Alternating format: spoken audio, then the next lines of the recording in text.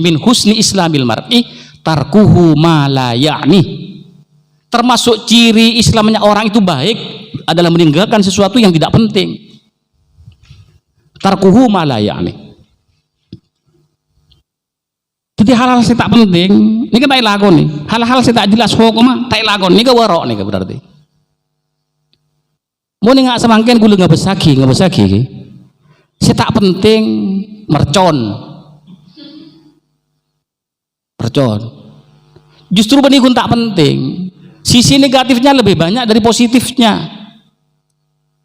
Kenapa sisi negatifnya? Mata kerja orang. Kadang-kadang mun mereka orang bisa alokai. Ini kemercon ya. Jadi can gue lemun orang lebur mercon tak warok tan. Deng tak warok berarti tak mengikuti perjalanan rohani. Ada satu stasiun yang yang dilampaui. Orang yang selibur nggak mercon nih. Nah boleh bedil kan? Sholat dul mercon dan kawan-kawan nawan ini.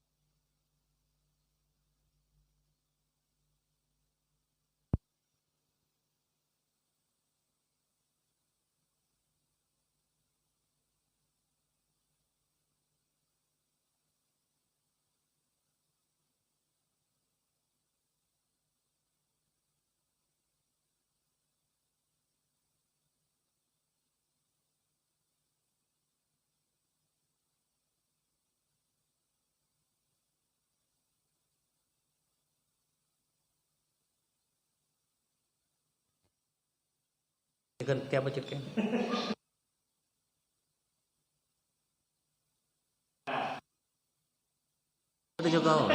Bada Jokowi gitu. Itu mendap gitu. Nunggu.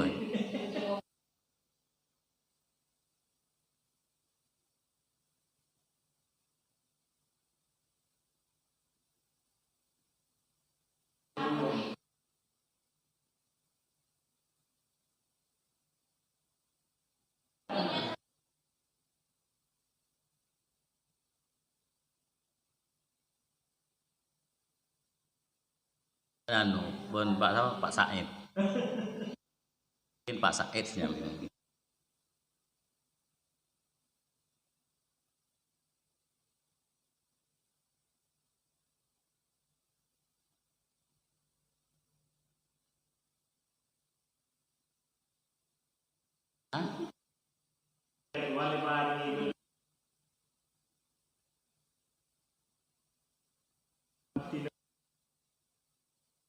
Maju aja boleh. Kan muncul tak kira tak ada minggu depan tak ada sekali ini. Tak kira tak ada.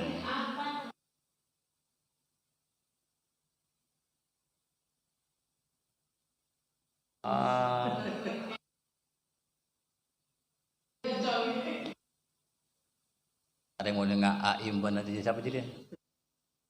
Ireng tua. Tak kata kedopor jadi aja. Kedopor ya.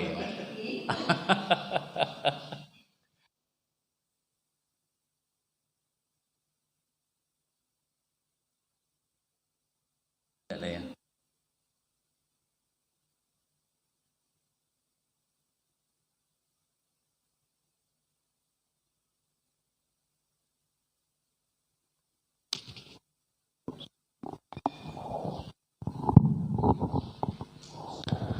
Assalamualaikum warahmatullahi wabarakatuh.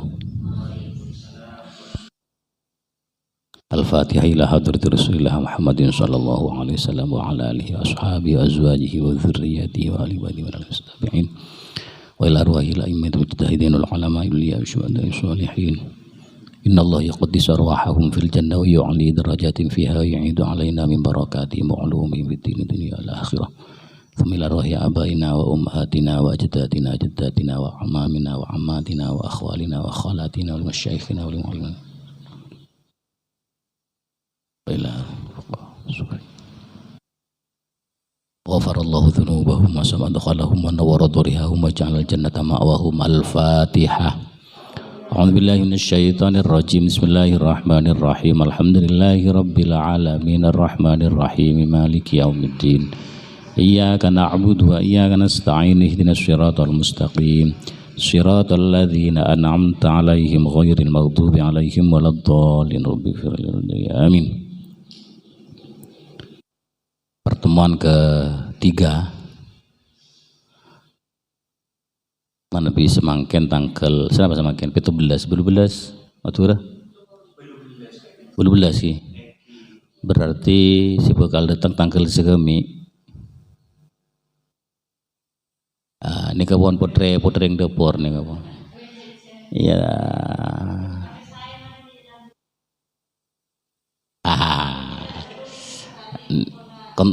Kontrak lain nih, kontrak lain.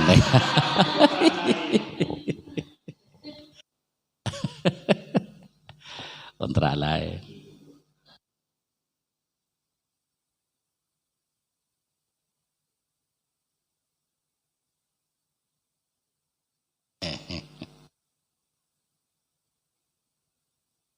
Kontrak baru nih di luar Ramadan nih. Mungkin kasokan anu si tanggal segami ini kan nama badan dapat ada dari sini pun kasokan. Gula kan kun ngireng kasokan peserta masa gula ngaji ke TV-an sini. Gula kita wali walan sini. Mohon pon wali eta moh area ronda siapa sih hadir kan ngane ya. Jin apa karena jin juga ngaji ya wan. Kengkun pengaji jin ini kan tidak ahlakah. Ngereng juga ajuan kitab sini, ada ngereng. Jadi mau beda pengajian insya Allah beda jin lagi ya sini aja. Kengkun canggih buru. Jin ini kata angkuh akhlak. Akan to biasa kata nengitin sing kiai kata akan to. Sejin. Jadi kulit kita awal di tentang ngaji ketibian kulit sini. Tahu nih.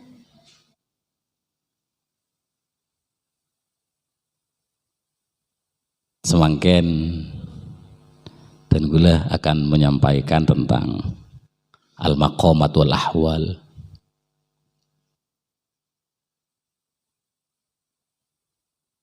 Al-maqamat al-ahwal neka istilah sebadan nang dalam dunia ilmu tasawuf.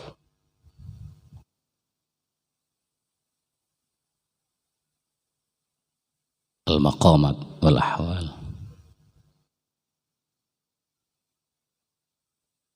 Bahwa orang melakukan perjalanan rohani, berdesiatannya manabi orang teroda pak aga Gusti Allah, wusul istilahnya depa Gusti Allah. Kenapa harus nurut torikoh? Apakah orang yang ikut torikoh juga dijamin wusul depa Gusti Allah? Nah, ini juga pertanyaan berikutnya. Persis pertanyaan ini pernah saya sampaikan kepada guru saya. Bisa ada bak mengirat muntaan nurut torikoh. Torikoh Naksabandiyah, torikoh Sadiliyah, torikoh Rifa'iyah, torikoh Samaniyah, torikoh macam-macam. Yang intinya adalah zikir engak ke Gusti Allah. Beda Pak Gusti Allah. Ternyata jawaban guru dan gula zakadin tuh. Pada ben orang intar ke setong Roma. Orang intar ke setong Roma. Depak ke Roma keng kunta oning ka labeng. Nah ini gitu. Jadi depak ke setong Roma sih tujuh depak keng kunta depak oning ka labeng. Labeng lebat kamu nih sih masuk agel Roma sini. Jadi usul depak ya keng kun kini kah tak oning ke beng labeng sih kebun kamu. Ya. Apakah pertanyaan berikutnya? Setiap orang yang ikut torikoh depak ke pangeran belum tanto.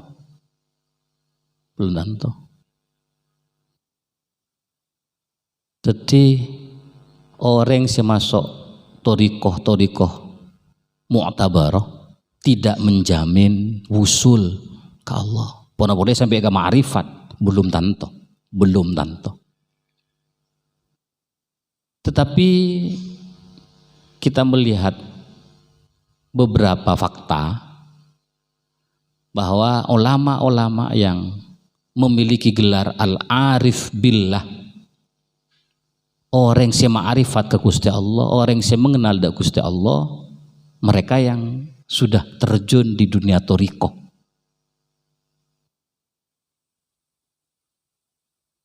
Jadi mereka yang sudah meleburkan dirinya masuk di dalam dunia torikoh, nah mereka memang lebih banyak mendapat gelar al-arif billah. Tetapi sekali lagi bahwa orang yang masuk torikoh belum tentu depak ke pangeran, belum tentu. Kadin to torikoh niku bagian dari usaha keangku bisa depak usaha. Apa sebabnya? Karena usul dan tidak usul, depak bentak depak, ma'rifat bentak ma'rifat, nikah semata-mata adalah pemberian Allah. Tetapi benikeng karena usaha na orang, abek depak ke pangeran, benikeng pulang usaha na abek benih. Tetapi kuncinya adalah itu pemberian dari Allah, anugerah Allah. Hanya anugerah Allah biasanya bersamaan dengan usaha yang dilakukan oleh orang. Tapi umpaman cek abek tak nurut torikoh, tak melaksanakan makomat yang akan saya jelaskan ini, umpaman cek saya biasa rin benar. Ini jarang terjadi Allah memberikan anugerahnya bisa sampai kepadanya, jarang.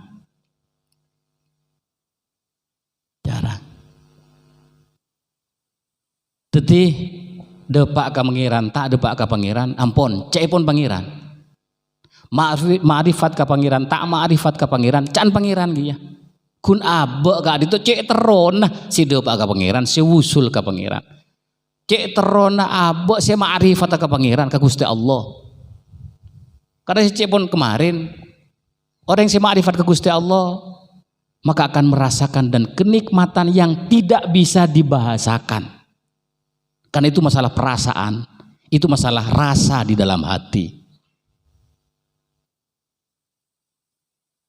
Sehingga orang yang punya pikiran justru orang yang sedepak ke pangeran adalah mereka yang menghilangkan bisikan-bisikan nafsu.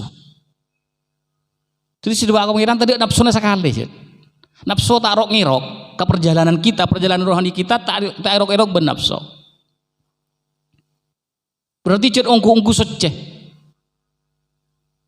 Oleh karena itu maka orang senorok torikoh bedesi ada buah kiga tiga itu. Orang yang masuk torikoh keng terode pak ke pangeran, keng terode pak gini kita masuk nafsu. Ah gini ke mas. Itu tak boleh terus. Itu terus. Jadi pun ampun, si pun nak sebut dia ya tore, si sedih dia pun ya tore awir gitu. Karena nunggu paring bun Gusti Allah apa ndak? Karena orang si tero, kita masuk bagian dari nafsu, bisikan nafsu gitu. Jadi pas ampun. Sehingga apalagi toriko itu kan mengajarkan kita istiqomah, toriko nih kan. Wiridan harus sekian, kulakuh maca sekian, sore maca sekian, dan seterusnya. Mun diliputi dengan hawa nafsu, maka ini dapat mengalahkan kewajiban syariah. Ini bisa dikalahkan ini. Yang syariah kewajiban syariah bisa dikalahkan. Karena sudah diliputi oleh perasaan dan nafsu, oleh nafsu itu sendiri.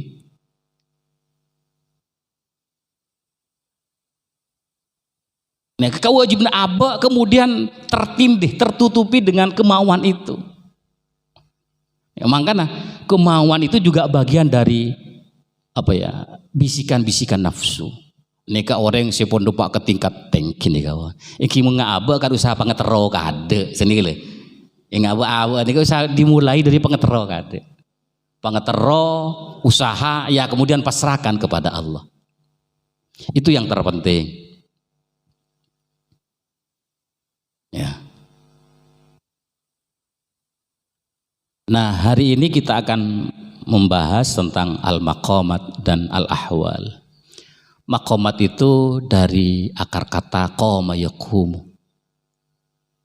Berdiri, berarti maqam itu tempat berdiri.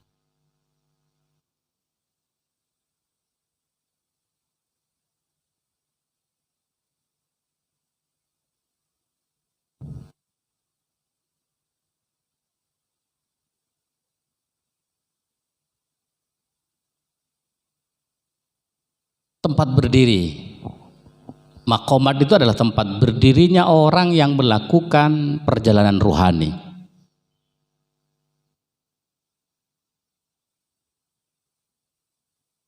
Kalau saya umpamakan dengan orang yang mau bepergian ke Jakarta umpamanya, maka ada beberapa tempat yang harus disinggahi untuk sampai ke Jakarta.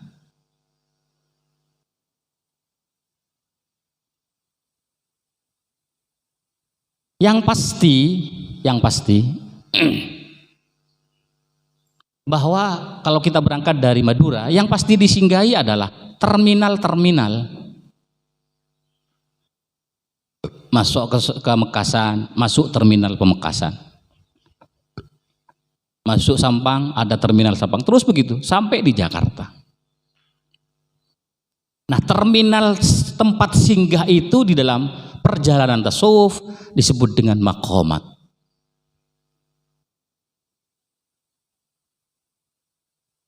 Disebut dengan maqamat.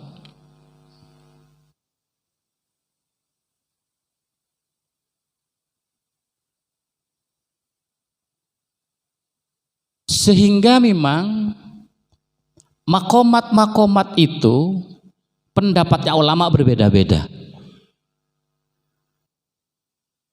Karena memang jalan yang mau dituju adalah satu titik, tetapi dengan jalan yang berbeda-beda, maka juga menimbulkan maqamat yang harus dilalui oleh mereka yang melakukan perjalanan rohani itu juga bermacam-macam dan berbeda-beda.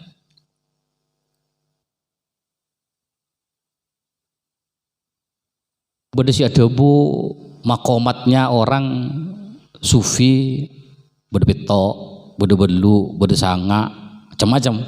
Jumlah nak adin toh. Terminal sedo ke Jakarta, kak itu macam-macam. Bahkan walaupun ulama mengatakan sama jumlahnya, tetapi beda isinya. Isinya beda.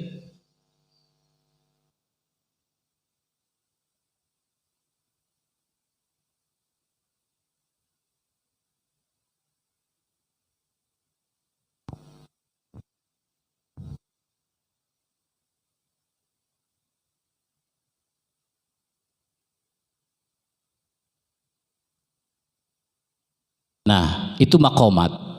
Jadi tempat berdirinya orang yang melakukan perjalanan rohani, dan itu harus disinggahi. Harus disinggahi. Kalau umpamanya di antara sekian maqamat yang ada tidak disinggahi, muhal orang bisa sampai ke tempat tujuan. Muhal orang akan wusul kepada Allah. Muhal orang akan menikmati bertemu dengan Allah. Ma'rifatullah muhal. Maka mesti gitu.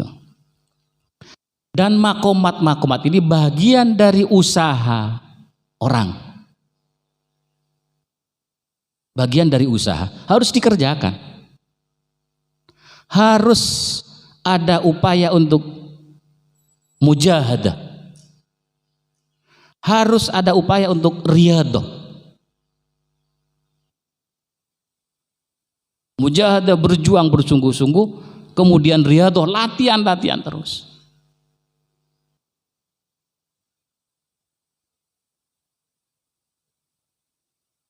Karena seperti yang saya katakan tadi, Allah memberikan sesuatu itu biasanya berdasarkan usaha kita untuk memperoleh apa yang kita harapkan. Allah berfirman dalam Al-Quran, walladzina jahadu fina lanahdiyannahum subulana. Dan orang-orang yang berjuang di jalan kami, maka kami akan memberikan petunjuk kepadanya. Jalan kami akan memberikan petunjuk jalan kami kepada mereka. Walladzina jahadu fina, mereka yang berjuang, artinya ongguan usaha mereka. Lanahdiyannahum, maka jawabannya ini Allah menggunakan taukid, lam taukid, lanahdiyannah, non taukid juga gitulah. Sungguh, artinya mencit berjuang ongku Allah bakal paring ongku. Kenapa? Memberikan petunjuk jalan mana yang benar, mana yang tidak benar. Wa innallaha lama'al muhsinin, sesungguhnya Allah sungguh bersama orang-orang yang berbuat baik.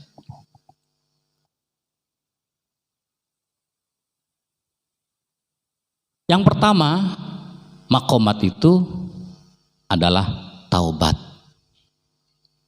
Terminal pertama orang yang melakukan perjalanan rohani adalah berupa taubat.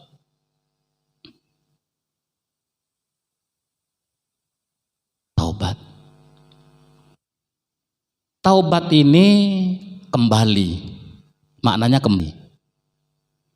kembali kepada Allah.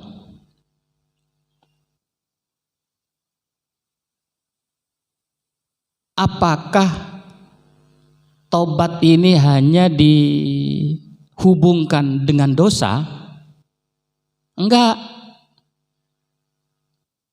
Orang sufi pun yang tidak berbuat dosa menurut kacamata syariah itu justru juga bertobat. Sampai Nabi pernah bersabda, saya sehari semalam bertobat, baca istighfar kepada Allah nggak kurang dari 70 kali. Ini sudah kelasnya Nabi, di atasnya para aulia.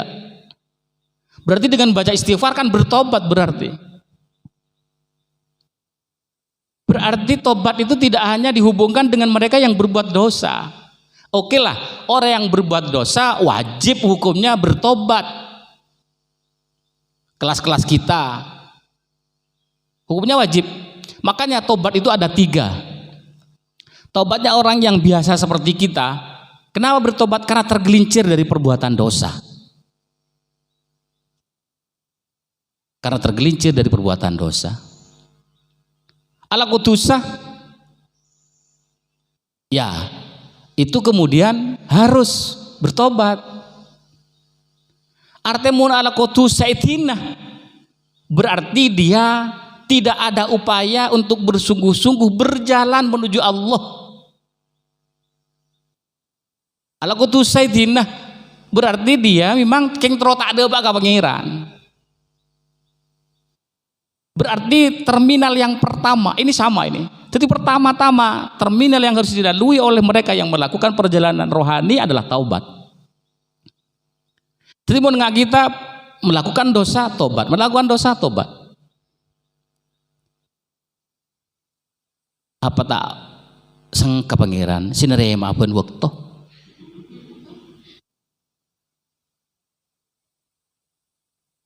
Mun malaikat mungkin iya. Ada remah karpa. Kulaku aku bertusah lemah topet. Laku aku bertusah boleh. Tu sana pada. Ben seberi. Tu sana pada ben seberi.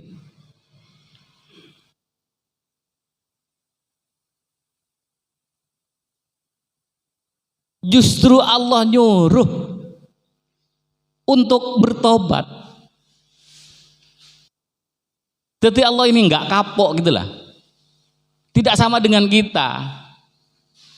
Kita pada minta sepora sekarang. Laku aku itu sepada tuh sana. Iyalah, saya nggak sekalian lagi. Berbetes lagi sekalian lagi.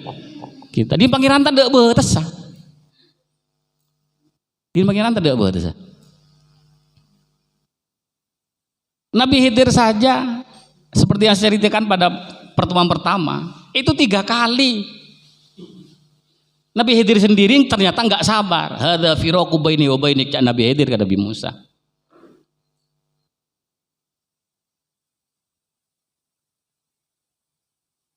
Itu yang pertama, makomat yang pertama adalah tobat. Ini seperti yang saya katakan tadi, tobat kita adalah tobat yang pertama ini. Ala kudu satu ya tobat, ala kudu tobat. Syaratnya tobat itu kan yang pertama menyesali. Kastah. Yang kedua tidak mengulangi lagi. Yang ketiga komitmen tidak akan berjanji.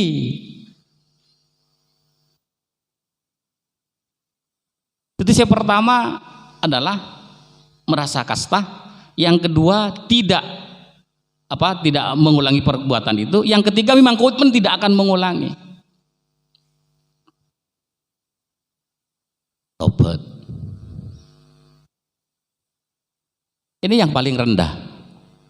Tapi mun kahakul adami tak ke orang itu, mun nanti salah ke orang, ya usah minta dibebaskan apa kesalahan kita kepada orang lain. Kalau ada menyangkut tentang kesalahan atau dosa terhadap orang lain. Saya teringat dengan sebuah cerita, kalau nggak salah di kitab Riyadhus Shalihin kalau nggak salah, ada orang pendosa mate orang 99 tak tanggung saya pate ben orang ini 99 orang 99. Kemudian ada iktikad baik dari orang ini. Kok terambu kok entar ke kiai aja habis. Terus nyelep lah. Entar ke kiai. Habis motor kiai. Apa? Abdin gak adinto tuh sejak rajan. Apa tuh sana ber? Mati orang. Kau berapa? 90. Ya Allah, mati kan 90 sangat. Dek gak adinto terato. Dia malah harap tahu berjida ada momen 90 sangat. Aja udah hakul atau macam-macam. Orang kiai ini tidak memberikan keluasan. Sehingga orang yang semati 90 sangat itu hari pasan misalnya paten tapi kok kiai ini. Kena 100 Pak. Kena 100 Pak. Kena 100. Jadi keton abah sudah nggak punya harapan untuk hidup yang akan datang itulah. Ampunan Allah gimana ini gitu. Jadi abah bagus. Entar ke kiai ternyata sulitnya luar biasa ini. Jadi bahaya kelambon ya. Kelambon 100. Akhirnya ada orang yang beritahu, coba ambil antara kasah. Minta pemangki ke orang yang kasah. Oke, dia berangkat. Akhirnya dia berangkat, di tengah perjalanan dia wafat. Mati wah. Kita ada Pak kasih tujuh itu mati. Kemudian begitu wafat, malaikat neraka yang Zabaniyah itu langsung, oh Arya tang bagian dia. Karena orang ini mati 100 orang, pas 100 dia. Dan malaikat Zabaniyah. Tetapi kemudian ada lagi malaikat yang turun. Oh, tos kelu. Gender vonis pah masuk neraka. Ada kan andi niat bagus yang kita kesampaian. Gender kelu kada ngantos dari makaso kada pangeran. Disampaikan ke pangeran, ternyata pangeran ini pokok nggak ini. Coba okor si mati diriya kemasema. Apa semaan ka orang si ikentarna atau besemaan ka saya berangkat dari awal. Udah pangeran. Mun semaan ka orang saya kentarna. Berarti orang cicilan di iktikad baik ban insya Allah teti orang bagus. Tapi mun jauh bisa saja akan berubah hatinya orang itu. Maka malaikat si kedua kain toh langsung ngokor, Pak. Ayo ngokor. Semaan de emer ya. Keneng nasi mati apa semaan ke kiai si kintara atau bersemaan dari tempat berangkatnya di Indonesia. Ternyata semaan ke pak ke kiai nih. Maka dibun pangeran mun semaan ke kiai berarti masuk surga. Berarti masuk surga. Maka kita ada pak, tetapi sudah ada niat dan itikad baik. Dia sudah mengakui kesalahannya, dia tidak akan mengulangi lagi, gitulah. Sehingga oleh Allah seperti itu keputusannya. Tutimun seman ka orang sisit itu ya sudah masuk surga. Akhirnya orang itu kemudian ditetapkan masuk surga. Mati orang 100 orang ini, ya Allah. Mati orang. Berarti Allah sangat maha pengampun, At-Tawwab, maha pengampun. Al-Ghafur, sihot mubalaghah itu. Sihot mubalaghah. Cek, itu kan artinya. Artinya saking beda orang pendosa, asapora sekarang laku asapora boleh, kemudian tak asapora karena perbuatan dosa, mungkin sudah dia merasa putus asa. Lah torot aku tak asapora tadi kuncung-kuncung pangeran. Justru saya tak asapora itu saya kebenci pangeran. Walaupun sudah berkali-kali dia melakukan perbuatan dosa.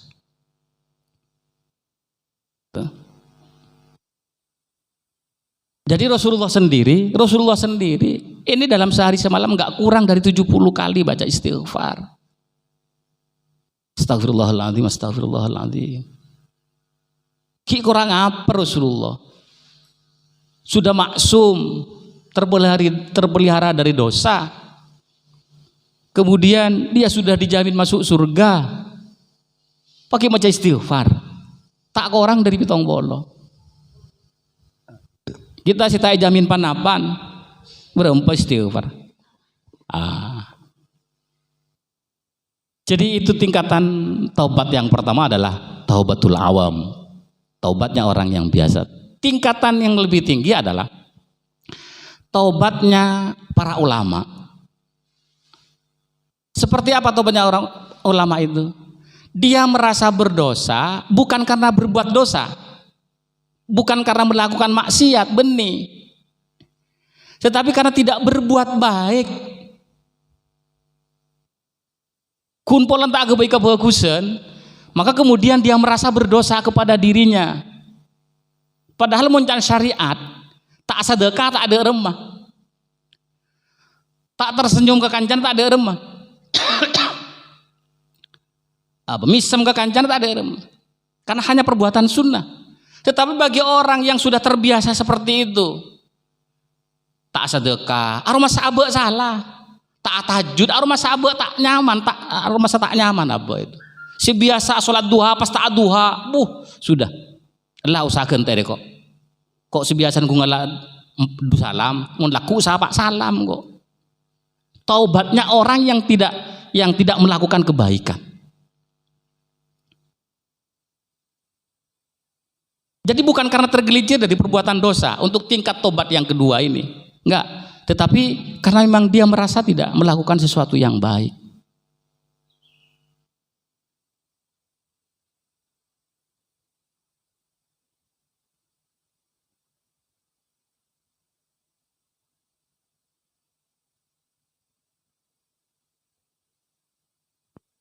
Kemudian yang ketiga, nah ini yang taubatnya orang sufi.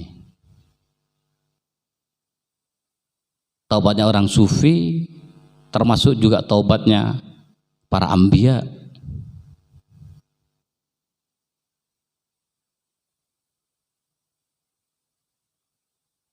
Apa taubatnya orang yang bertobat karena faktor apa?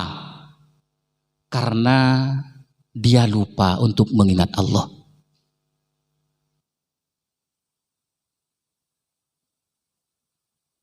Ketika hatinya tidak berisi Allah, maka dia merasa berdosa. Ketika pekerjaannya tidak niatkan semata-mata untuk Allah, maka dia berdosa.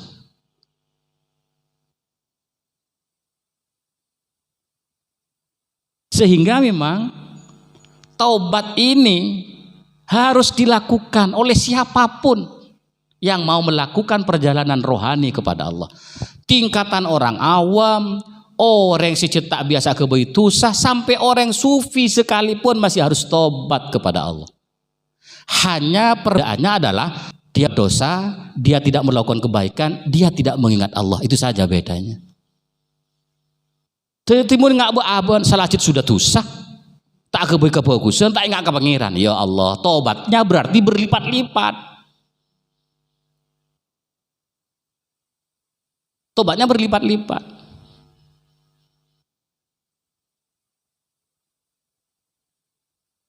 Wa tubu ilallahi jami'an ayyuhal mu'minun. Bertobatlah kamu sekalian kepada Allah, wahai orang-orang mukmin. Ini perintah Allah ini.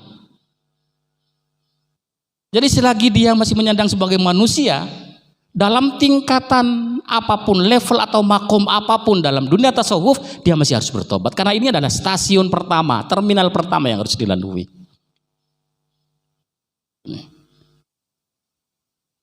Jadi macam istighfar. Atau ada yang diajarkan oleh Rasulullah, Sayyidul Istighfar. Sayyidul Istighfar.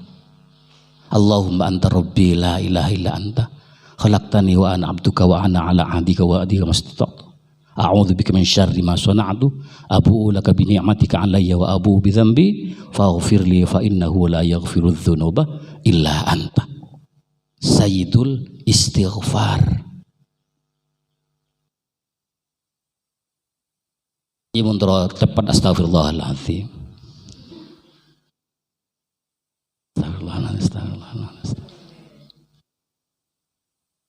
Nggak boleh sampai kun petong bolo 3 menit mah. Astagfirullah.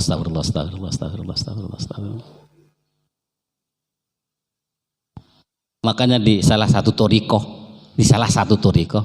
wiridnya itu sehari semalam 200, kulaku 100, sore 100. Istighfar itu salah satu ajaran atau ya ajaran toriko, salah satu ajaran toriko, baca istighfar.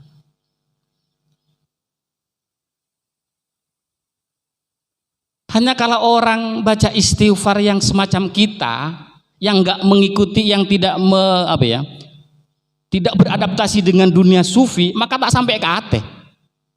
Kun istighfar di mulut saja, bahwa rukun-rukun tobat itu tidak akan terlaksana. Kun baca istighfar, astagfirullahaladzim, ya sudah cukup. Artinya memang orang yang melakukan istighfar betul-betul taubatan nasuha, bukan tobat yang karena makan cabai. Tepan dus sampai kayak tabu kok ambu tak makan cabai. Begitu berdiri rocek dari sore nggak boleh. Boleh. Begitu sakit turun isa ambu, jaga ambu gak cenci, gitulah cenci. Kulak kuring rojak boleh, nurok boleh. Itu bukan taubatan nasuha. Jadi taubatan nasuha memang harus yang pertama ya syaratnya menyesali perbuatan bahwa itu adalah perbuatan dosa.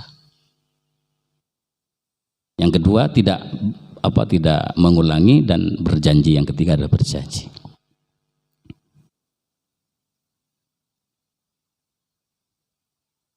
Ini makomat. Baik, saya ada yang tertecer sedikit. Kalau tadi saya menyampaikan bahwa kita ada al-makomat dan al-ahwal. Makomat itu tempat berdiri atau stasiun. Ahwal itu keadaan yang dirasakan oleh tiap orang.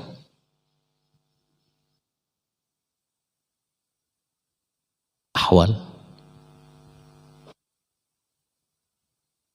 Nah, kalau makomat itu adalah usaha dari yang bersangkutan, tapi kalau ahwal itu adalah pemberian dari Allah.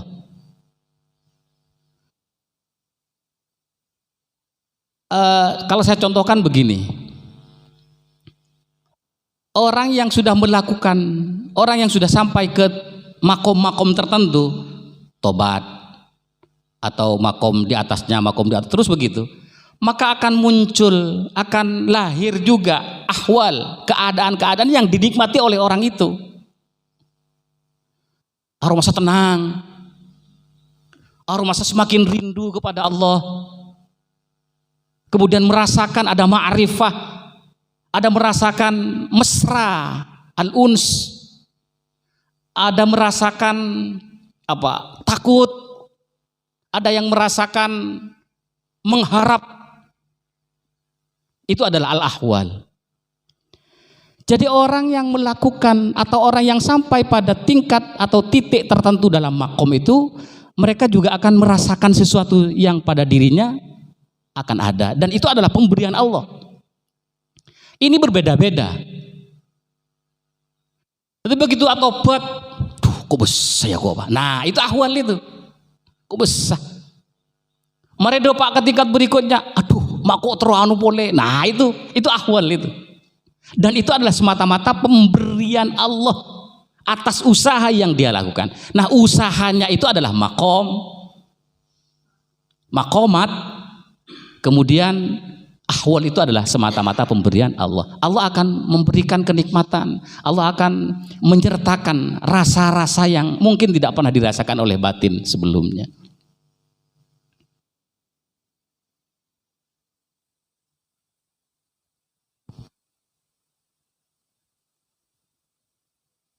Jadi baca istighfar, setiap kali baca istighfar, ya hati ternyata merasa tenang gitulah.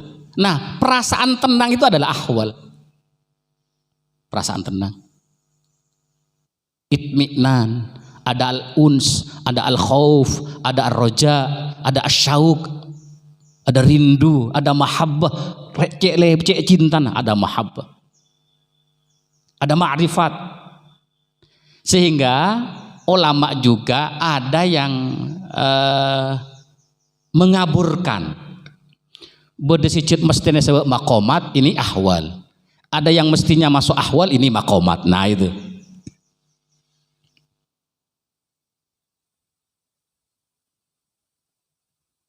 Jadi orang yang melakukan perjalanan, kita ada pak ke pengiran, kita usul ke pengiran, ini sudah ada apa? Suasana batin yang dia rasakan, ketenangan, kenikmatan, kerinduan, kecintaan, pengharapan. Nah itu sebelum sampai sudah dirasakan seperti itu, sudah merasakan.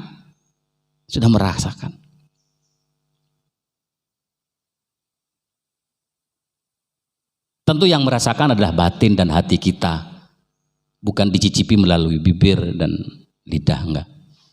Nih. Itu makomat yang pertama. Makomat yang kedua adalah zuhud. Mari tobat, zuhud.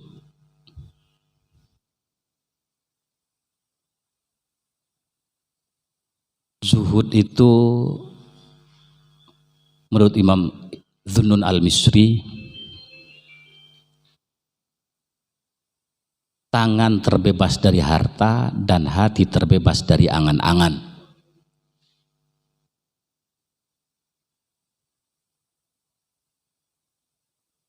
Tangan terbebas dari harta dan hati terbebas dari angan-angan.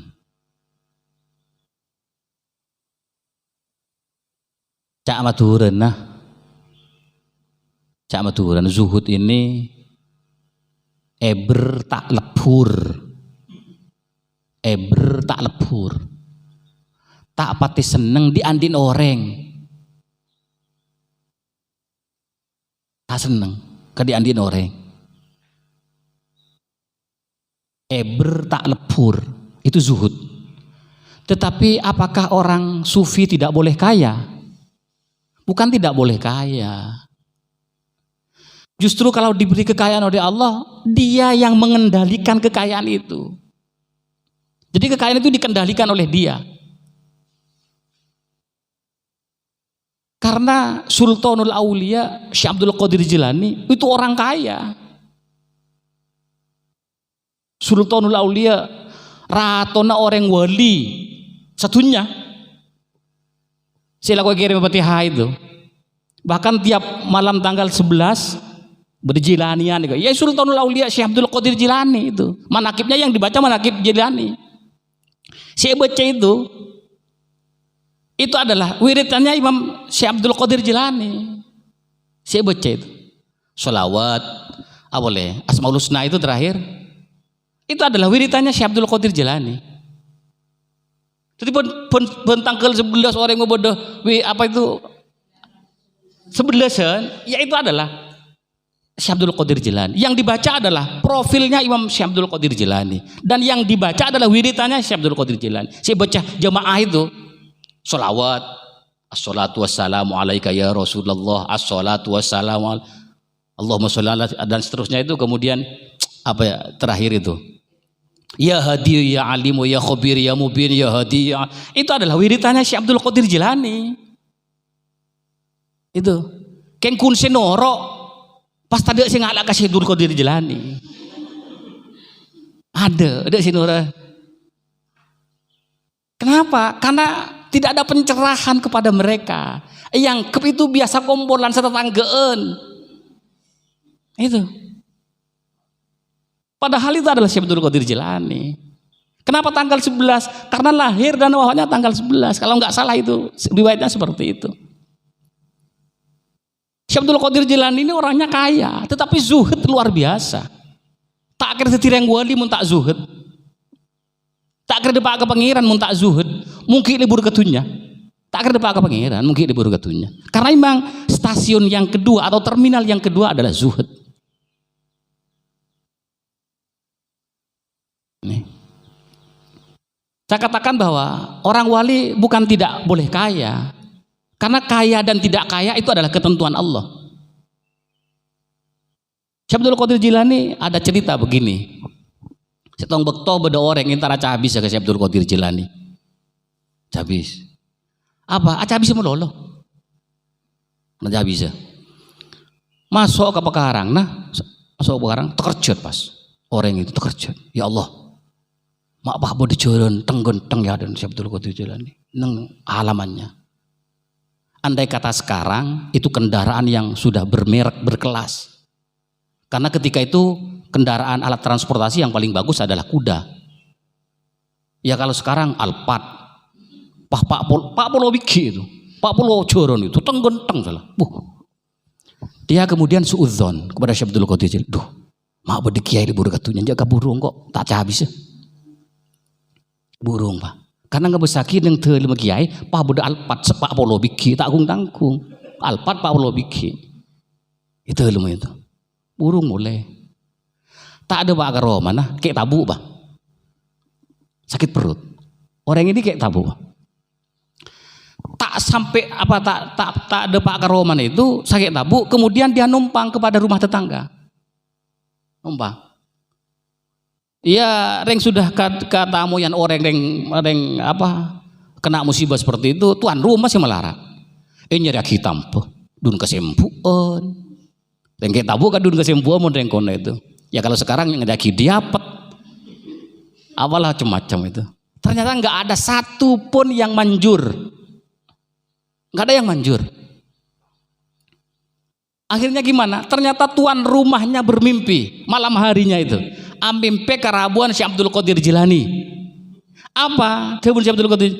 Ajia tamu ya anjiri ya bisa beres kalau bencalat tong ceureun masih nang tanen engko Pak Polo Biki. Tetapi bisa tambah kalau bencalat tong ceureun Pak Polo Biki tanen engko. Nah, rek Syekh Abdul Qadir Jilani lemalam kula kuwi kepada Pak kayak sakit. Nika gula malam mimpi Syekh Abdul Qadir. Darah memimpin ke bola begini. Darah memimpin. Tak kira darah mah ke tanpa pantan. Oh membuat dia tanpa gula bengal gini kan. Impon ya tore. Langsung mangkat ke Syekh Abdul Qadir Jilani. Udah pakai Abdul Qadir Jilani. Nyon anu ka adito nyon keikhlasannya pun. Napa? Nyon telat tong ceur nah. Anapa ke? Bener yang songkan. Oke, impon ya tore ngalah. Kalah. Telat tong ceureun Pak Polo Biki itu. Ya kalau anak sekoni paling setengah senduan. Kalah. Kalah kemudian dibawa pulang. Bani ketampo yang nggak tahu apakah dioleskan atau ditelan atau gimana saya nggak tahu. Hanya dijadikan obat. Akhirnya sembuh. Tertidur kesempuan, diabetes dan semuanya itu nggak ada yang manjur. Ternyata si manjur celatong ceureun Syekh Abdul Qadir Jilani. Bon si Pak Polo itu. Karena sembuh dia merasa penasaran. Si tamu itu. Tak mulai ke Roman langsung aja habis boleh ke Syekh Abdul Qadir Jilani. Mangkat boleh ke Syekh Abdul Qadir Jilani. Assalamualaikum. Waalaikumsalam. nyon sepora gak ditu kiai. Napa? Apa nyon sepora? Dari Abdul Qadir Jilani. Abtin suudzon kapanjenengan. Awal teu kula terus aca bisa kapanjenengan. Depak kalabeng ya dek gak disama nganaleh. Punapa nganaleh jeron 40 biki teng genteng. Teu kula suudzon panjenengan termasuk ulama si hubbud dunya. Silibur katunya. Jadi teu kula pas abeli. Ternyata tak ada pak kecompok teu kula sake gak itu. Pas tuan rumah gak itu karabuan panjenengan cepon buida beres kalabon telat tong jaran gak itu. Maka teu kula ampun lestari alhamdulillah beres. Apa jawaban Syekh Abdul Qadir Jilani? Boleh pon oleh ilmu andi pengauningan bekal bede orang sake setak beres angin kalabon telat tong jaran 40 biki. Jadi jadi kanggo impian kita gula meleh. Ini kanggo gula. Berarti sudah diketahui apa yang akan terjadi oleh Syekh Abdul Qadir Jilani sudah diketahui bahwa bekal beda orang yang sakit tabu bisa beres kelaban celatong 40 jeren. Impian dari 40 jeren ini kames yang mesti langsung Pak akhilir 40 bikin. Kamu tak neng kantor. Ya Allah. Sultanul Aulia. Jadi kita kembali, orang zuhud bukan tidak boleh kaya, silakan kaya, tetapi kekayaan itu yang dapat dikendalikan. Kaya, motor obo-obo, itulah. Kalau sekarang kiai kan punya motor tenggen-tenggen, cek sudzon ke kiai cek sudzon.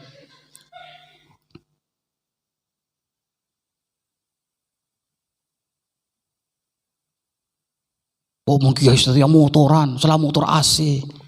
Mata nganggo ya AC. Cek yang sekejo antar ke Surabaya, mun tak AC anda bak compo tak mulang kitab, ngeropas. Mun nganggo ya AC, datang dari Surabaya langsung bismillahirrahmanirrahim. Qala al-musannifu rahimahullahu taala.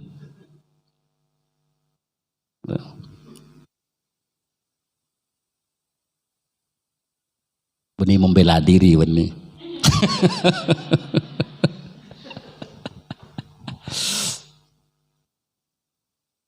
Ada sebuah hadis. Saya bacakan. Idza ra'aitumur rajulah qad utiya zuhdan fid dunya wa mantiqan faqtaribuhu minhu fa innahu yulaqinul hikmah. Mun mbiyangan ale orang separengi sifat zuhud ban Gusti Allah. Si tak pete kenceng ka urusan dunya.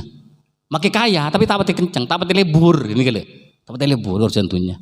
Ben lakoh debu jujur leres semai gini ka orang gini ka fakta ribu semai apa sebab yulakinul hikmah karena orang yang gini kebiasaan apa yang hikmah melolo buddha bun lakoh mas sejuk ke ate maka besar yulakinul hikmah dan orang itu mulai paling zuhud tandanya memang biasanya debu lakoh leres. Itu bagian dari ciri-ciri orang wali. Jadi Nabi orang ngenale beda orang secet paring zuhud sifat zuhud serang Allah. Kemudian wa mantikon bente bunah leres. Fakta ribu semai gini kah semai. Laku cahabisi sana gele. Cahabisi.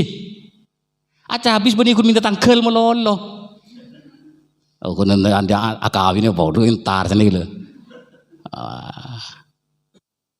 Muka toko si bagus ada dapal bodoh entar sana gitu. Wene, jadi kengen entar karena wene ada habis sian kiur kan. Entah saya betul kau semata-mata aku nak habis menolong sana gitu. Jadi kan semak ben orang si ahli zuhud, si ahli debu, si ahli hikmah. Kini ke Buddha pun medepak ni gitu. Sehingga ketika keluar mak wali orang kiai ya ada remah kok tak cak ngocak jawab tibi. Nah itu kadang-kadang seperti itu. Yulakinul hikmah, beri hikmah. Tersebut habis. Jadi mon kita ada habis kesera ke, jadi yang kulit tak wali, can orang set ketahui wali ben reng wali tibi sana. Mungkin tahu nih jadi wali. Ini kan suhud Debunan laras.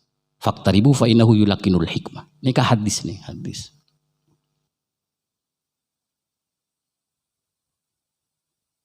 Baik. Si nomor telo makomat si nomor telo, stasiun si nomor telo, si dua pak pengiran. Nika warok.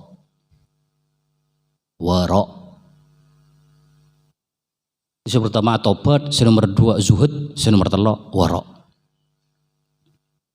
Warok ini kan apa? Tarkus subuhat, meninggalkan perkara subhat. Nama subhat nih kah? Yang tidak jelas status hukumnya, apakah halal, apakah haram.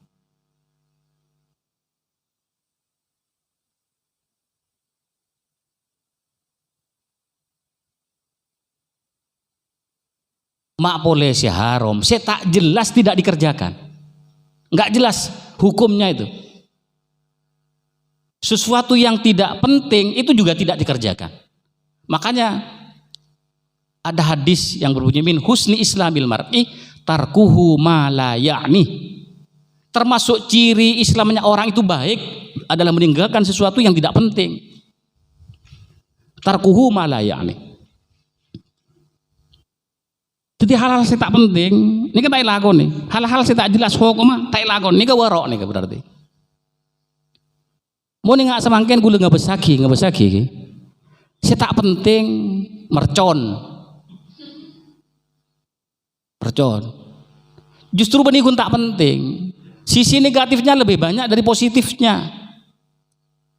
Kenapa sisi negatifnya? Mata kerja orang. Kadang-kadang mun mereka orang bisa alokai. Ini kemercon ya. Jadi can gue lemun orang libur mercon tak warok tan. Jeung tak warok berarti tak mengikuti perjalanan rohani. Ada satu stasiun yang tidak dilampaui. Orang yang selibur nggak mercon nih. Nah boleh bedil, sholat dul,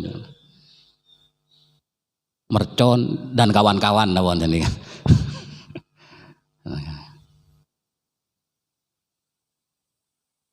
Barok.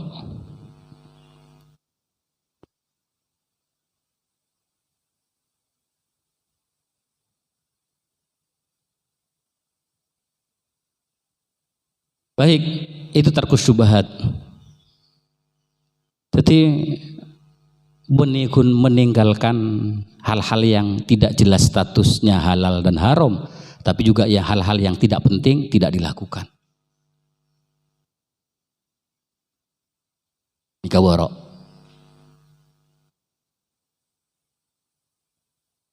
Ada bedese memberikan pemahaman warok ini kasih alim, benih alim warok ini enten. Sikap orang yang berhati-hati gitulah, sikap kehati-hatian untuk tidak melakukan sesuatu yang tidak jelas hukumnya dan yang tidak penting. Jadi warok sikap hati-hati.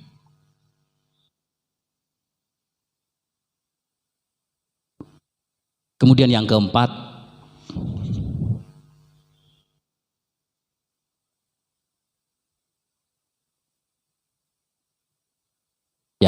adalah fakir.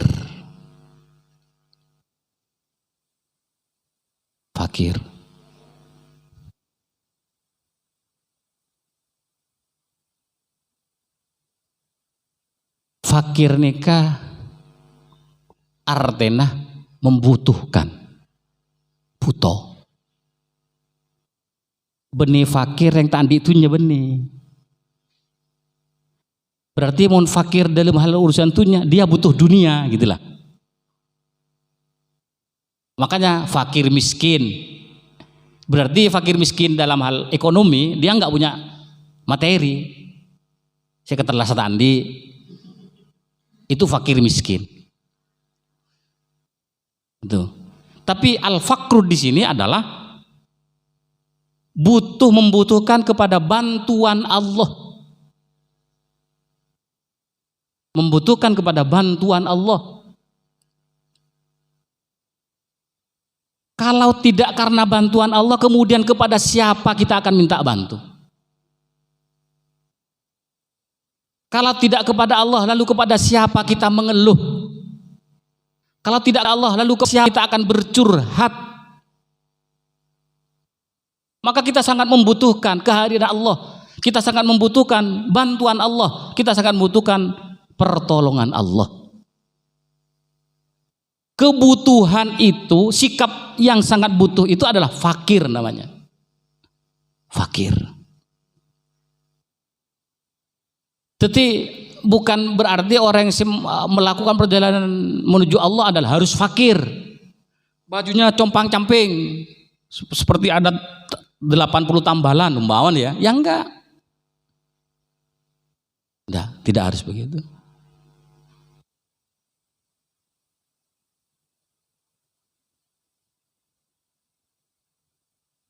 Mun pas fakir dalam urusan dunia berarti dia sangat membutuhkan dunia.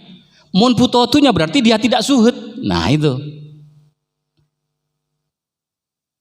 Mun dia ada ketergantungan hidup, kebutuhan kita hanya bisa dipenuhi dengan dunia, urusan dunia, keterpenuhannya, maka itu berarti kita tidak zuhud.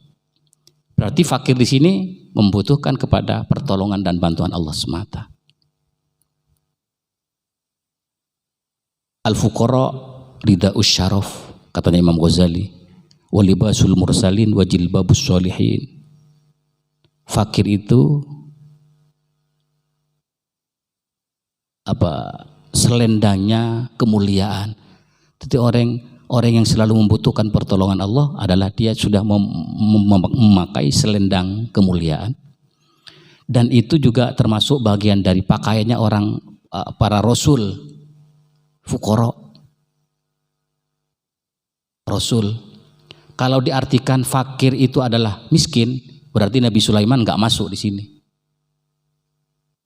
Artinya butuh kepada orang yang tidak punya dunia, materi, berarti Nabi Sulaiman nggak masuk karena Nabi Sulaiman adalah rasul yang kaya gitu. Libasul mursalin wa jilbabus sholihin, dan jilbabnya orang-orang yang soleh, orang-orang yang baik. Al-faqru rida'us syaraf wa libasul mursalin wa jilbabus sholihin. Dunia ini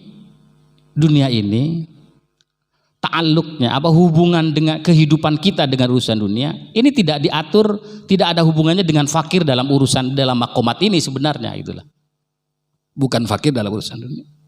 Bahkan dunia itu adalah sijnun. Orang yang membutuhkan pertolongan Allah menganggap dunia ini adalah sijnun, penjara. Penjara.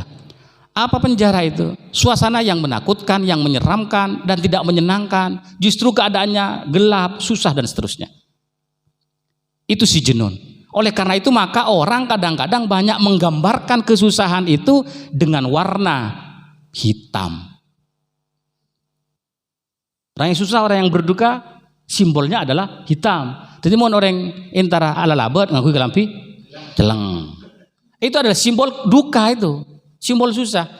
Orang tasawuf juga seperti itu. Senangnya yang hitam bukan yang putih.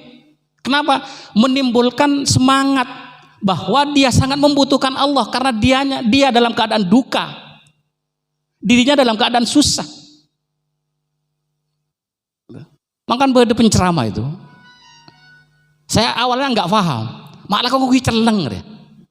Belangkon yang dipakai, belangkon kemudian pakainya hitam-hitam, pakainya hitam, sarungnya hitam. Dan memang isinya berbau tasawuf gitu. Maka kemudian ini sufi, orang yang melakukan perjalanan rohani, simbolnya hitam. Sifat duka yang ditonjolkan. Jadi susah terus gitulah dirinya. Ingin selalu mendapatkan pertolongan dari Allah. Makanya ini kontradiksi dengan ilmu syariah. Mungkin syariah pote. Itu. Karena apa artinya suci? Timun pote ini cepat ditemu, coba ditemu, langsung ditemu, gitulah, cepat ditemu. Tapi beda ternyata. Yang syariat dengan yang tasawuf ini beda. Kalau tasawuf ternyata hitam-hitam gitulah. Yang putih-putih yang syariah gitu. Jadi sekali-sekali mungkin Fatayat seragam sama hitam gitulah.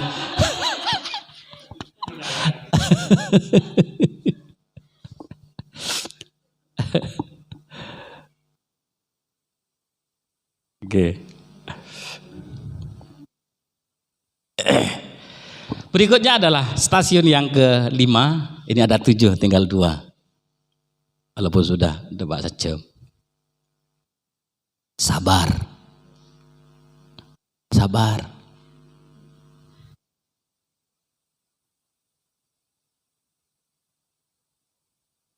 Sabar itu apa? Kalau bahasa sekarang tabah menghadapi kenyataan hidup. Tabah menghadapi kenyataan hidup. Baik kenyataan itu pahit atau manis. Itu sabar. Tabah menghadapi kenyataan hidup, baik kenyataan itu pahit atau manis.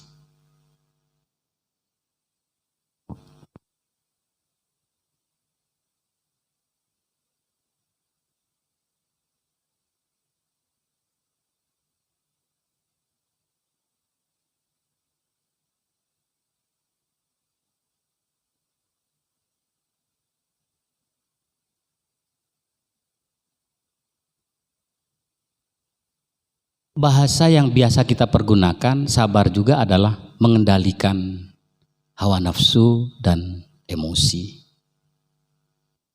Sabar. Jadi ada banyak perspektif. Jadi mengendalikan hawa nafsu, sabar. Mengendalikan amarah, sabar. Kemudian juga tabah menghadapi kenyataan, ya sabar.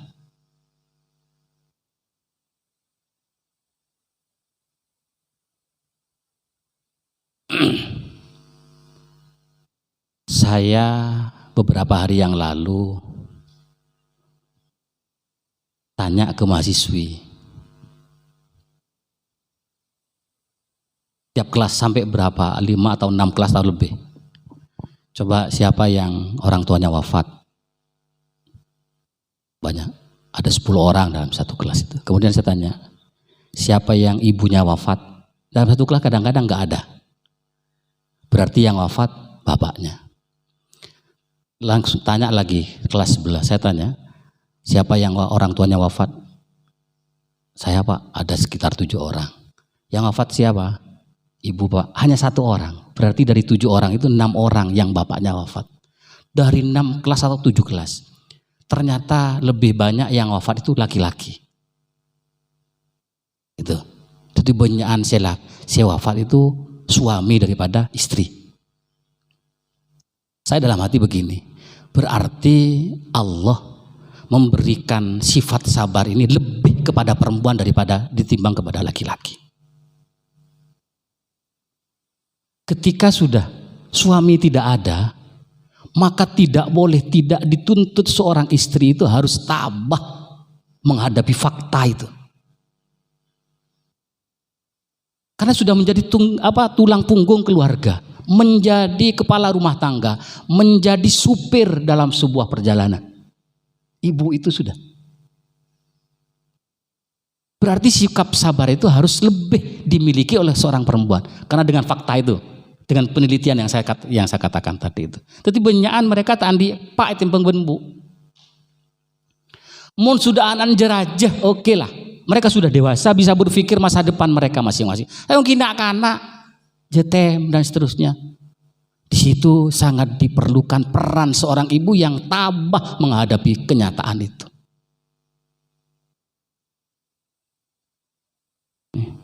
Saya teringat dengan ibu saya. Saya punya saudara 9. Keluarga besar. Ada saudara seayah, ada saudara seibu. 1-1, berarti 2. Ada saudara seayah seibu 7. Saudara seayah seibu 7. Berarti 9 semua. Ayah saya wafat pas saya ketika semester 3 kalau nggak salah. Saya ketika itu jadi sekretaris panitia ordik. Pak tempat ngetik, kemudian bersing bola. Lim, respon wafat. Saya pas ada di pondok. Jadi saya ini nomor 2 dari 7 bersaudara itu. Jetem ketika itu 2. Ya Allah. Tetapi jenik bini sebenarnya menurut saya lebih dituntut untuk memiliki sifat sabar dibandingkan dengan laki-laki. Jadi tabah. Sehingga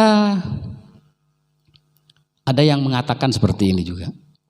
Nabi Yusuf itu beberapa kali ada ujian dari Allah. Kalau ujian sudah pasti ada, maka itu gampang. Tetapi ketika ujian itu ada, kemudian ada pilihan iya dan tidak, itu yang sulit kita untuk menyatakan sikap sabar. Jadi contoh, Nabi Yusuf buang ke sumur, sudah pasti buang ke sumur. Tidak boleh tidak, Nabi Yusuf harus tabah. Tidak boleh tidak, karena sudah faktanya seperti itu. Makin tak sabar ya makin bedeng sumur. Itu. Kemudian yang kedua, Nabi Yusuf diangkat kemudian dijual ke Perdana Menteri, kepada menteri. Itu juga tidak boleh tidak, dituntut Nabi Yusuf harus sabar. Tetapi yang paling berat bagi Nabi Yusuf adalah ketika dirayu oleh Zulaikha. Iya apa enggak? Maka di situ diuji sikap kesabaran Nabi Yusuf. Itu. Jadi ketika ada pilihan iya dan tidak, ini yang sulit, dan itu adalah nilai dan kualitas kesabaran diuji. Ketika ada pilihan itu. Laki tepan tandi bese bulan ini menghadapi lebaran. Itulah. Padahal kebutuhan di dapur masih banyak yang belum selesai. Esen toples kosong. Gitulah. Pilihan kita gimana ini? Nggak boleh ada maka lakir ya. Remi. Sedikit ada sikap sabarnya sebenarnya. Ketika kita sudah memilih untuk mencari kata yang pas untuk suami, itu bagian dari sabar. Kita silahkan menyampaikan perkataan yang lain, yang lemah lembut kepada suami. Itu bagian dari sabar kita sebenarnya. Muntah sabar mereka ronyam sudah. Muntah sabar. Aku tedung rekol peto wa isen toples kosong edo porto apa na telah sangkar teluari aku sampai Z pahibito. Itu saya tak sabar. Tetapi ketika kita memilih bahasa untuk disampaikan kepada suami, memilih saja itu sudah bagian dari sabar.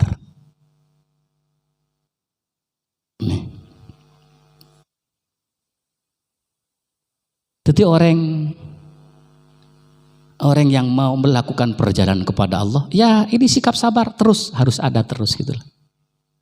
Tabah menghadapi kenyataan. Kalau yang dihadapi adalah kenyataan yang manis, gampang sabar.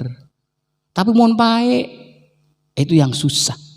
Maka kemudian muncul ketika kita menghadapi kenyataan yang manis, maka yang didahulukan adalah sikap syukur. Gitu. Kemudian yang pahit, sabar berlipat-lipat sabarnya. Oleh karena itu maka Allah bersama dengan orang-orang yang sabar. Bersama apa renjet pak ikasanding ben Gusti Allah ring sabar itu ikasanding, dan pahalanya orang yang sabar itu tidak akan bisa dihitung dan ditimbang dalam timbangan di akhirat nanti. Kenjen yang sabar itu, kenjen yang sabar. Makanya termasuk orang yang sabar yang patut kita teladani menghadapi suami yang tidak benar adalah kesabarannya istrinya Fir'aun. Siapa itu? Siti Asia. Itu mampu menyiasati kehidupan dia yang beda agama dengan suami dengan mengedepankan sifat sabar. Makanya nang apa itu nang kitab Qurratul Ain apa itu? Qudul Jin.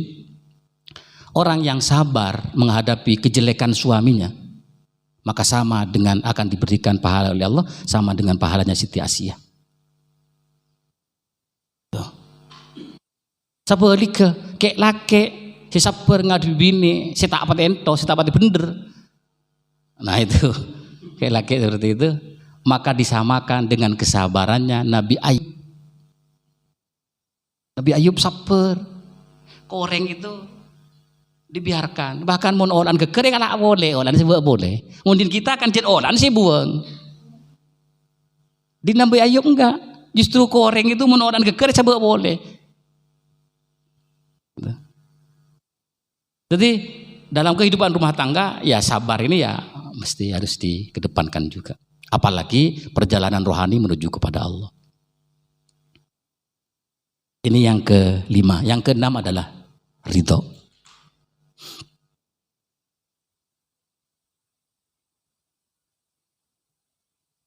Rela. Termasuk di dalamnya sifat qanaah, menerima apa yang Allah berikan.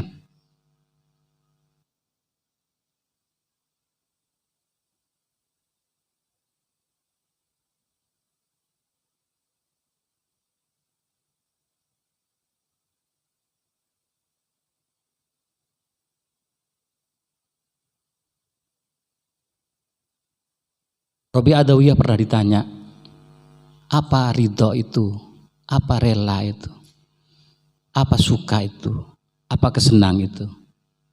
Robi Adawiyah menjawab, faqalat idza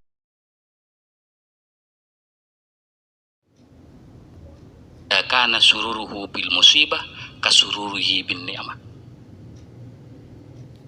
Tetimun sekoca ridho nika, jana Robi Adawiyah.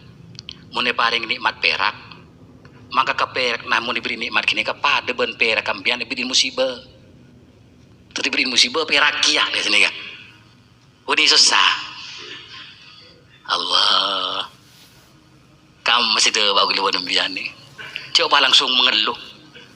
Diberi penyakit ketel pempon, posang mau ngeluh ah. Langsung Pak, mungkin ada teman-teman yang punya pengalaman woneng WA, ya Allah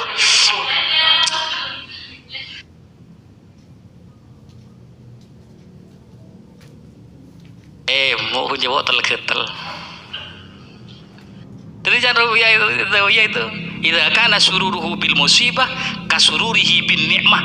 Jadi memberi nikmat perak, diberi musibah perak ya. Nah itu ridho berarti. Neremah dia itu semata-mata dari Allah.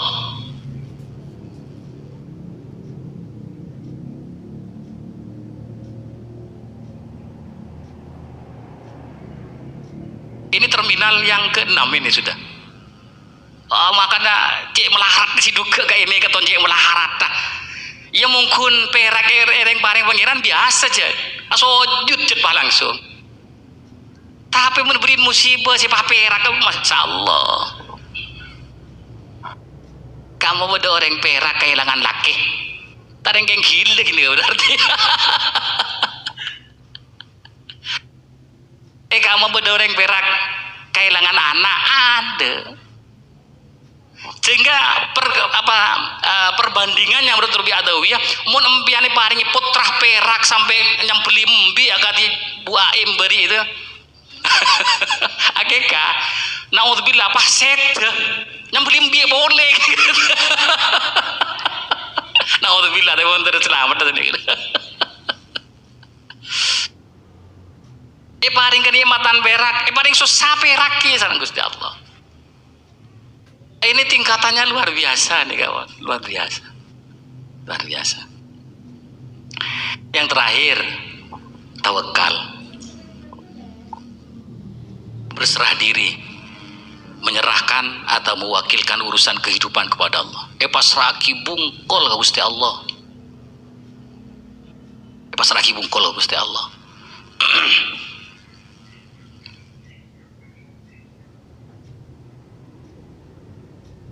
Tawakal ini berserah diri kepada Allah, pasrah sepasrah-pasrahnya kepada Allah.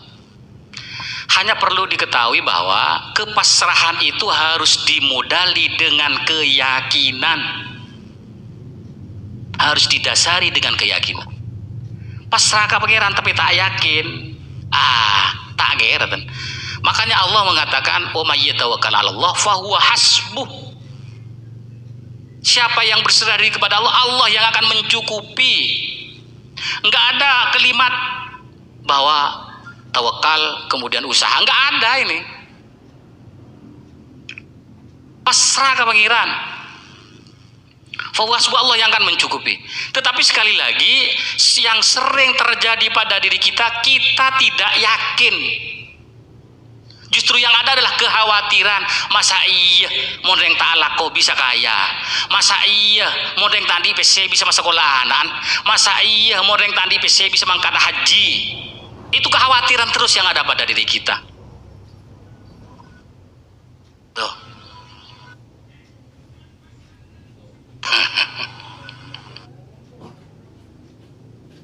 Jadi yang ada pada diri kita sikap kekhawatiran itu. Sehingga kita tawakalnya tanggung-tanggung, pasrah ke pangeran, tetapi tanggung kepasrahan gitu. Kenapa? Karena masih ada rasa kekhawatiran pada diri kita. Kiku betel. Padahal sudah banyak contohnya.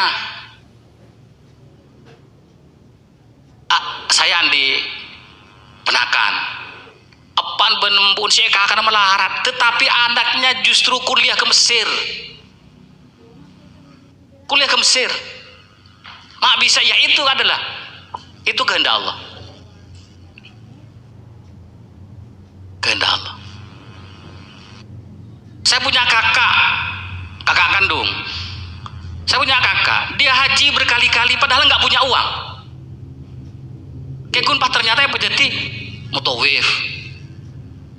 Jadi tidak berbanding lurus antara materi dengan hajat kita, nggak berbanding lurus. Makanya kalkulator pangeran kita ben kalkulator made in Japan. Beda. Mundin kita kalkulator itu 100 ekor orang yang segemi tekor akar betong borolema. Itu kalkulator made in Japan, merek Casio. Mundin pangeran enggak.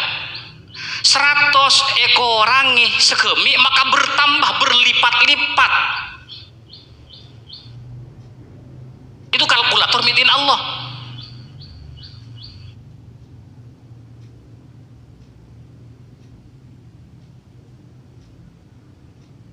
Jadi kita tidak bisa mengukur bahwa segala sesuatu ini bisa terlaksana atau tercapai manakala kita sudah menyiapkan materi yang cukup. Nggak bisa. Nggak bisa.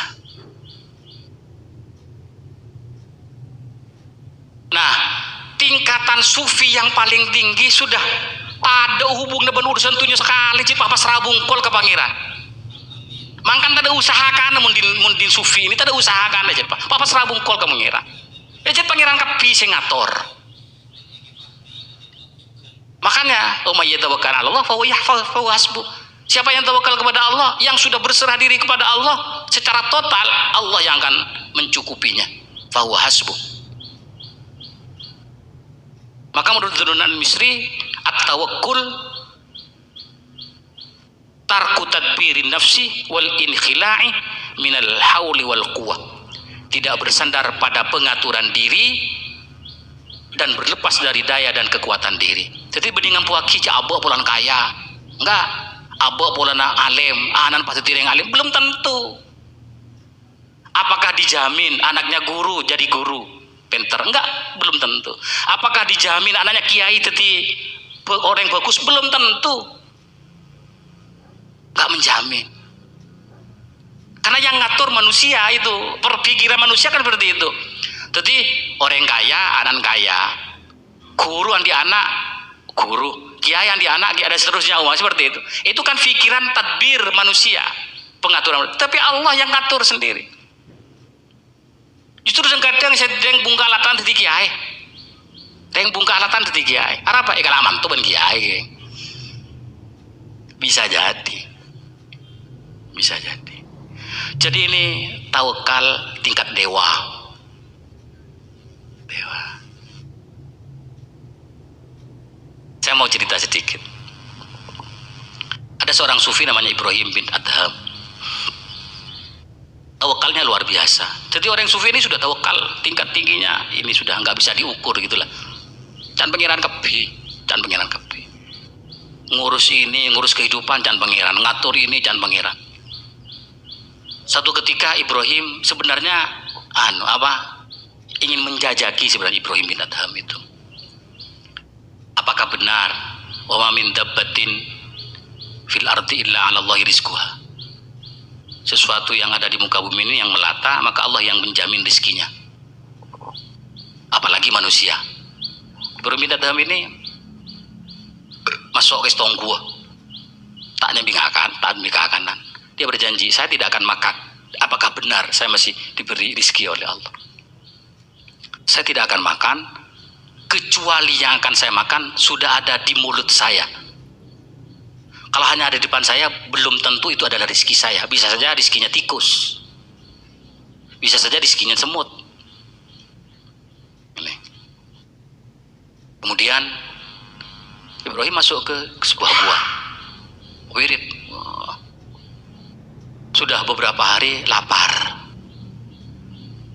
aduh, bener ya pengiran berrezeki. Ternyata di luar gua hujan lebat. Ketika hujan lebat, ada dua saudagar yang berteduh ke dalam. Mungkin dari perjalanan berdagang, dibawa hasil perdagangannya, kemudian juga ikut berteduh di dalam. Pedagang itu lihat ke dalam gua, kok ada orang. Didekati oleh dua orang itu, didekati. Ternyata kok ini manusia. Ditanya, kamu manusia apa malaikat apa jin? Ibrahim tidak menjawab. Kenapa? Khawatir terlontar dia kata-kata ingin makan, atau terlontar bahwa dia membutuhkan rezeki, sehingga dia tidak menjawab. Kemudian didekati dan diraba oleh dua pedagang itu. Setelah diraba, ketahuan, oh, dia manusia ya kening keke. Setelah itu baru tanya lagi, kamu ini kalau manusia siapa dan sudah berapa lama ada di sini? Lagi-lagi Ibrahim bin Adham tidak menjawab karena takut tergelincir ucapan yang menyatakan bahwa dirinya sangat membutuhkan makanan. Nah, dia yang dua saudagar itu punya pikiran seperti ini. Ini orang yang bertirakat di dalam gua sudah terlalu lama sehingga nggak punya kekuatan untuk menjawab. Lompo, lemah, gitu, lompo, lemah ini. Coba kita kasih roti. Selalu ngalakan jana kasih roti di sana. Ibrahim datang, alhamdulillah, nang lemah tina. Beri roti. Tetapi Ibrahim tetap berjanji, sebelum ada di mulut saya tidak akan makan. Bisa saja itu adalah rezekinya tikus. Kemudian roti itu letakkan depannya. Ini roti silakan dimakan. Ibrahim bin Adham sanggune berlepur sudah di dalam itu. Tetapi berjanji, belum tentu ini rezeki saya, belum tentu. Dia semakin yakin pedagang itu, saking lemasnya orang ini, lumpuh, nggak mampu mengangkat tangannya untuk ngambil ini. Biarlah saya nggak mau masukkan ke mulutnya. Pas waki kalau mencolon pun itu, alhamdulillah makan, kata Ibrahim bin Adham. Artinya bahwa Ibrahim bin Adham memang tawakalnya luar biasa kepada Allah. Dan memang ingin tahu bahwa Allah berjanji sesuatu yang melata di muka bumi, mesti Allah yang menjamin rezekinya. Sekalipun dia ada di dalam gua yang tidak ada tanda-tanda kehidupan apa-apa, tetapi ternyata Allah lewat siapa? Pedagang, dua orang pedagang, dengan faktor karena ada hujan berteduh. Jadi saking tak hujan, di Ibrahim. Tapi karena hujan, kemudian dia masuk ke dalam dan tahu bahwa ada orang, dan dianggapnya orang ini sudah lemas, nggak punya tenaga apa-apa. Ini Ibrahim bin Adham. Ini sing dia deki nyaman.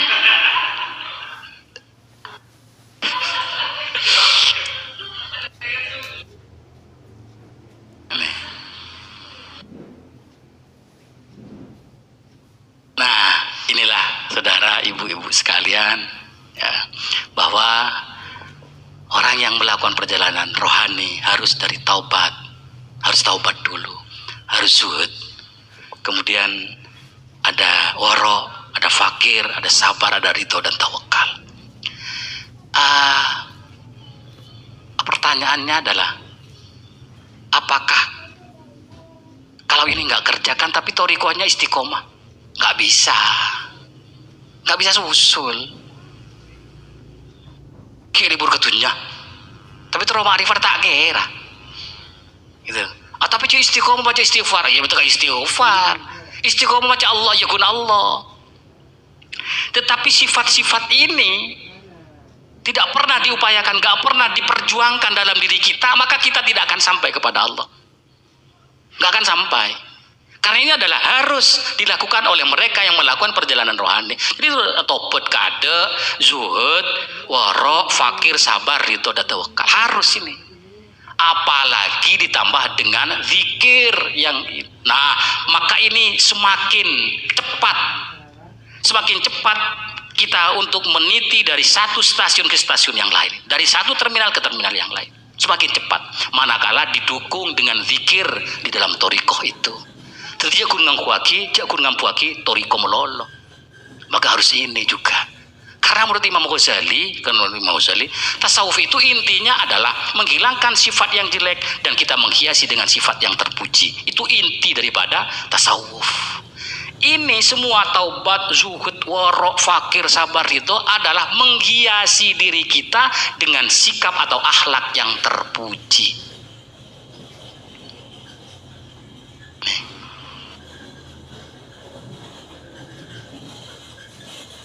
Jadi mujahadah, berjuang kita untuk menghilangkan sikap-sikap yang jelek, kemudian kita riyadhah, kita melatih diri untuk menghiasi dengan sifat-sifat yang baik. Ibu-ibu sekalian, wah ini lebih setengah jam ini, jam setengah. Karena kalau minggu depan nggak ada ya sudah, kita cukupkan sampai di sini. Jadi minggu depan mungkin kita libur. Mudah-mudahan apa yang kita ikuti dari awal pertemuan sampai sekarang menjadi ibu yang bermanfaat, dan mudah-mudahan kita diberikan kekuatan oleh Allah untuk sampai kepada Allah dengan berjuang menghilangkan sifat yang jelek dan menghiasi dengan sifat yang terpuji. Amin Allahumma amin. Al-Fatihah. A'udzubillahi minasyaitonirrajim. Bismillahirrahmanirrahim. Alhamdulillahirabbil alamin arrahmanir rahim maliki yaumiddin. Iyyaka na'budu wa iyyaka nasta'in ihdinas siratal mustaqim siratal ladzina an'amta 'alaihim ghairil maghdubi 'alaihim waladdallin. Amin. Mohon maaf manakala ada kesalahan, dan jika itu salah dari saya, murni dari saya, dan mohon diperbaiki. Dan jika benar, itu semata-mata adalah kebenaran dari Allah Subhanahu wa taala. Hadanallahu wa ikum ajma'in. Wallahul muwaffiq ila aqwamit thoriq. Wassalamualaikum warahmatullahi wabarakatuh.